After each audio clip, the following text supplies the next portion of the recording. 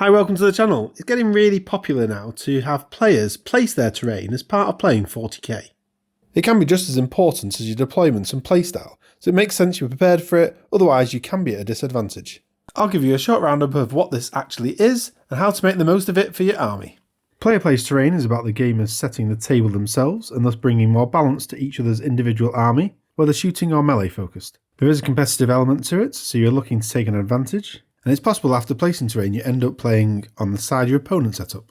A standard table will have three main types of terrain. You've got buildings and ruins of various sizes, craters and forests and area terrain, containers and obstacles and other small pieces. The most common setup is that you place terrain on your half of the board for yourself. There is a growing following around some preset terrain, likely in the centre, and you place in your half separate to that. After rolling off, you take turns to place terrain, starting with the defender. You get 10 minutes pre-game to set up everything. Terrain can only be placed on your half of the table, not overlapping the middle line. You place major terrain pieces first, so that's buildings and ruins. And you can't place things directly on top of objective markers. Major pieces of terrain have to be placed at least 3 to 4 inches from the board edge and from other terrain pieces. Check tournament packs for exact details. Minor terrain pieces like craters can be placed right up to a table edge. Some particularly big pieces may need to be set up 6 inches away from any other terrain piece. There is a limit to how many major pieces you can place in a table quarter, so spread it out across your half of the table. The setup of terrain will be important depending on your army type. If you are slow or melee focused, then you want to maximise line of sight blocking and cover.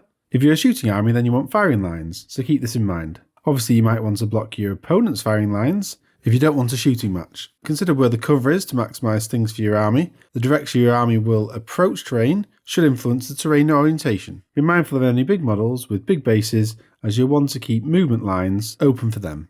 It's an advantage to take control of the centre of the board. So if you go first, then put your biggest ruin in the middle, right up to the line. If you go second and your opponent doesn't do this, then you can do it. If you want to shut down opponent's shooting, then terrain pushed forward and to the centre will help block firing lines. For melee armies, then consider your path up the board and position terrain so you can move from one to another, maximising cover and obscuring effects. Also consider which terrain pieces you can hide your units in and up against a wall so they can jump out through it. Put terrain near objectives on your side so that you have the easiest job taking it while staying in cover. Craters and forests should be aligned in front of areas you'd like to slow down charging, so perhaps in front of an objective. When placing containers, put them double height to give you line of sight blocking, or force infantry armies to go round them, even better if you have some fly units. Key piece of terrain is one with obscuring and light cover like the big L. Make sure the open part of the L is facing your opponent. That way while approaching you can hide behind it, and then when you do move through it you'll still be in cover on the other side, rather than having the other way around and having the light cover wasted.